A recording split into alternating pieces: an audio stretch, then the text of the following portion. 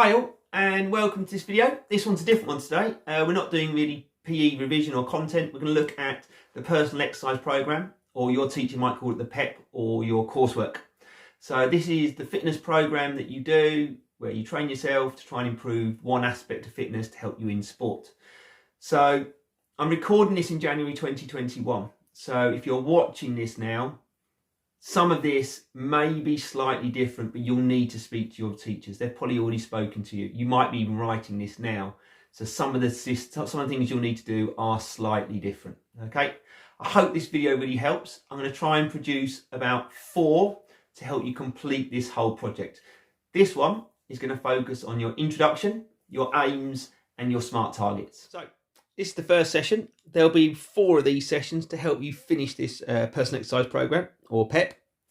Today we're going to look at pre-tests, the introduction, SMART targets, but I'm also going to try and help you with your writing style and common errors and how to improve those, or how to cut them out. Writing style. Now, you might be brilliant at English and you're great at sentence structures and you're really good at describing. That is great. You've got to make sure that style is kept short. Avoid long sentences, avoid rewording, check your work back. Each time you write a section or a paragraph or a sentence, can you make that shorter? Have you repeated yourself? Edit it as you go along. So I do suggest you type this from the start. That helps you with your editing process. Avoid repeating the same point, okay? If you said it once and it was clear, don't go back and say it again, okay? You might need to refer to it later in your project. That's different, but try not to say the same thing twice. Your writing style, use of tenses is very important. Now, a lot of people write this after they've finished their whole project. And what they start saying in the introduction is they start talking about what they did. Now, the introduction, the first part, so your introduction, your SMART targets, your pre-test, all of those you have to hand write really before you actually start your program, because that's part of what we call your planning. So it's what you're going to do. Okay, so you need to make sure you're writing in future tense. So you're writing as if it's going to happen, or this is what you plan to do. Okay, so make sure your first bit is not about what you did, it's about what you're going to do. Okay, so use sentences like I plan to use, I will use, I should be able to. Throughout the 6 weeks, I will. Okay, so make sure your writing style is correct for this first section. At the end, after you've done your 6-week program and you're writing about what happened, what you did, then you can go to, so during my 3 weeks, this is what I did. My pacing of my continuous run, for example, was by the time my fitness program finished, I could do. Okay, so you're then working in the past tense. At the start, a lot of candidates panic that 1,500 words is a long way, and they start waffling about themselves and talking about everything they can think that they do within sport. Now, most of that gets no marks, okay? So here's a bit of an example. Someone who plays football 3 times a week, and that's great because this is going to be focused on football, and their position bit is fine. The captain bit, that's sort of irrelevant. Whether they swim or not doesn't really impact this. You can put that in your appendices with your training. And how many PE lessons. We're assuming they have PE lessons. We don't really need to know that, okay? Also, avoid using things like, as a centre forward, pace is very important. That doesn't mean anything, okay? And we shouldn't use the word pace. I've deliberately put that in. You should use the word speed, okay? So be more specific. Why is that important if you're going to use that?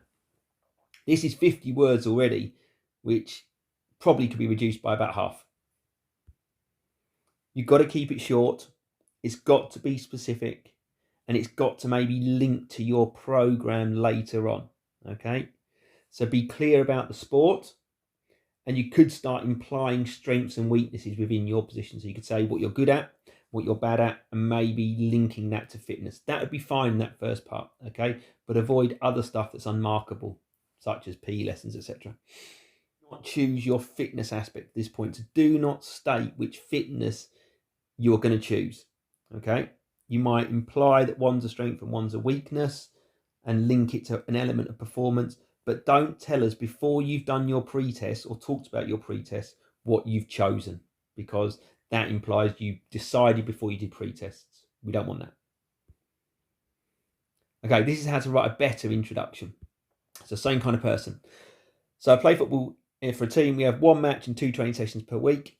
Now, if this is a high standard, mention that. So if you're playing for maybe an academy team, or if you're a county athlete or a high ranking swimmer, put that in, because that implies you have to compete more, that you have to train at a higher standard, and we'd then see that in your projects you went through.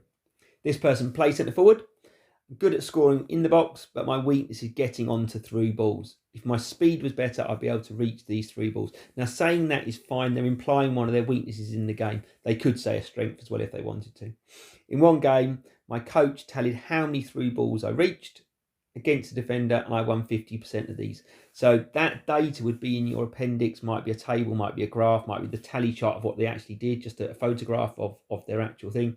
You could be assessed in more than one match to build up that data, because that's going to now build up one of this person's targets. One of their targets now is to reach more through balls by improving their speed. So now they're going to test themselves to see if speed is the problem. Okay, so a PAR-Q is a physical activity readiness questionnaire. You've probably done this in your theory lessons, and you've probably filled one in. You must complete it before taking part. You must reference it in your text, but keep this bit really kind of clear and precise. So it might be that you've got no concerns. So you'd write, I completed a PAR-Q test. There were no concerns related to the training program I'm about to do. And you put see Appendix 1, because it's probably in your appendices. Or if you do have something that comes up on that, you could write following individual needs. Then you're using progressive overload, which is a really good way of linking in theory. I'll ensure that I use progressive overload, more theory, very gradually, so as not to aggravate my plantar fasciitis. So that's an injury that might aggravate.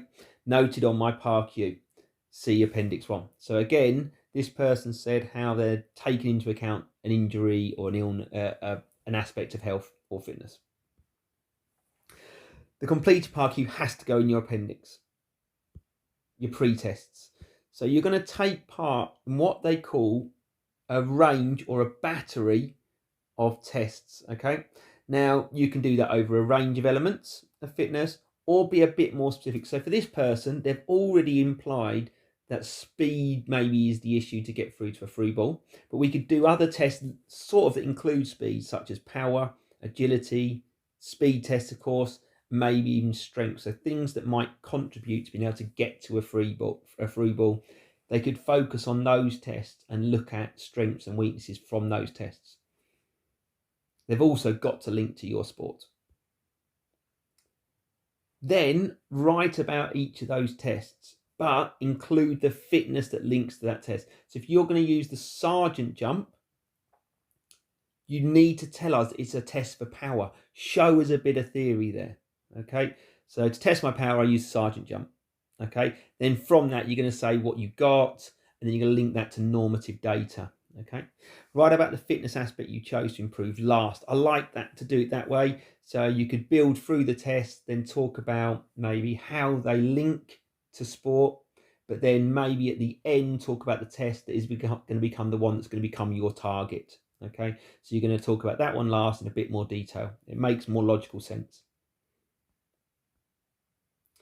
So why did you choose not to use the other types of fitness? Okay, use normative data. So for that, you can use a website called Brian Mack. Your teachers have probably got that data as well. That tells you how your test score ranked on that as excellent, good, average, etc. And that's what we call normative data against other people who participate in those tests. Okay, now you might end up choosing the test that was your strongest. That is fine, because it might be the most important thing for your position or to help improve your sporting performance target.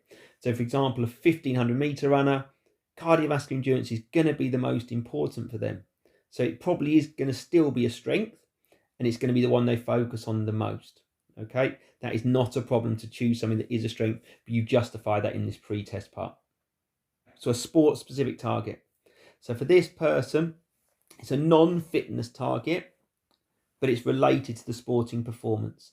Now, this person's is objective because they're going to start talking about getting to through balls, and they're going to link that to speed. Okay.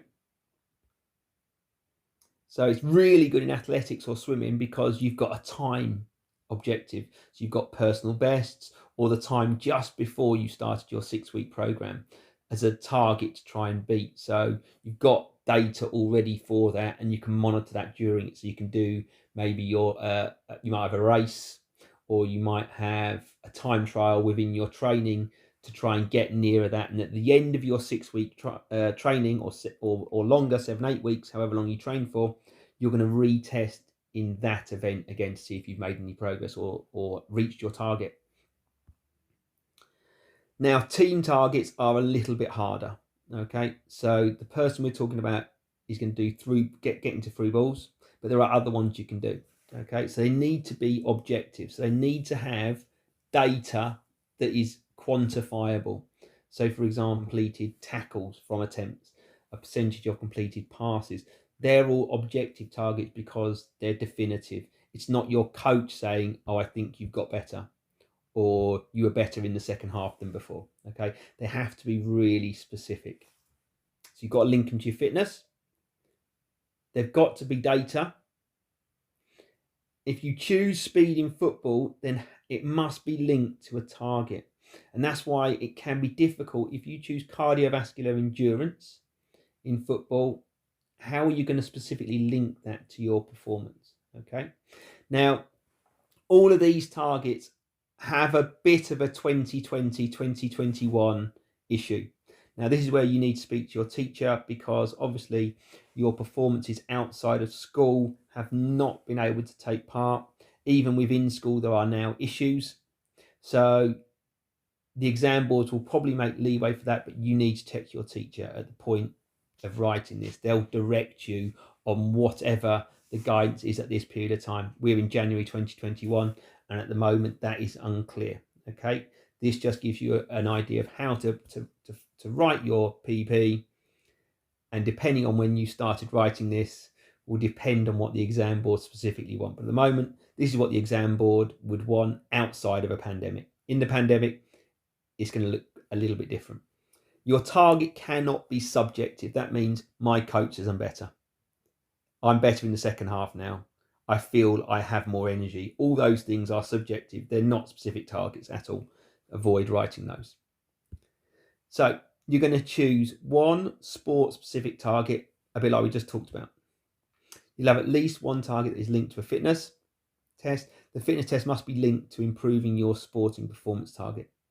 For example, a bad one would be, my sporting performance target is to improve the percentage of defensive headers won in a match. I've chosen to improve my cardiovascular endurance. Now, they're not linked, okay? Having higher cardiovascular endurance is not going to improve how many headers you win. That's more likely to be linked to power. And we'll aim to run 200 meters more in a Cooper's test. The exam board straight away are going to spot that you don't know what you're talking about. That is bad. Here's SMART target and how we can maybe phrase them. It must highlight each part of SMART. So it must highlight specific. So I aim to complete 50 sit-ups and 30 press-ups in 1 minute. This shows my muscular endurance has improved. And you might add what it was before, or you might have that linked in the appendix to your graphs of pre-tests. How is this test measured? So it's measured in reps, or it's measured in meters or centimeters, depending on which target you choose. For your sport-specific one, you'd maybe have a percentage or number. It's achievable. Why do you think this target is possible? What is it you're going to do, or why is it possible? How much percentage more would you have to do in that time? It's realistic. So realistic means, do you have the time to train? Have you got the health and fitness to be able to train? Do you have the facilities or equipment to help you complete this program? So don't choose a weight training strength target and then you haven't got any weight training equipment. Time bound. How long till you retest to see if you have achieved your target? So you've got to set yourself a time in the future, 6, 7, 8 weeks, where you're going to retest yourself in your fitness target, but also in your performance target to see if you've progressed, if you've reached your target. SMART target for sport 2. You can write a SMART target within that. Okay, so you can include that within. So you can have your fitness specific and your sport specific all in one little section. Do not relate SMART target to how you plan to train. So do not say in your SMART target, relating it to what you're going to do in training. That comes in the next section, okay? The SMART target is literally about your fitness test that you're going to improve. What's your aim in that? And your performance target. What's your aim in that? So for example, you want to reduce your 50-meter front crawl by 0.2 a second. That is a specific target. That is good. That's smart. I hope that helped get you started with your PEP. I'll try and get the next part out in about 2 or 3 days' time. I've got other videos if you're doing your revision now or want to just get ahead or refresh on a topic. Check them out and good luck.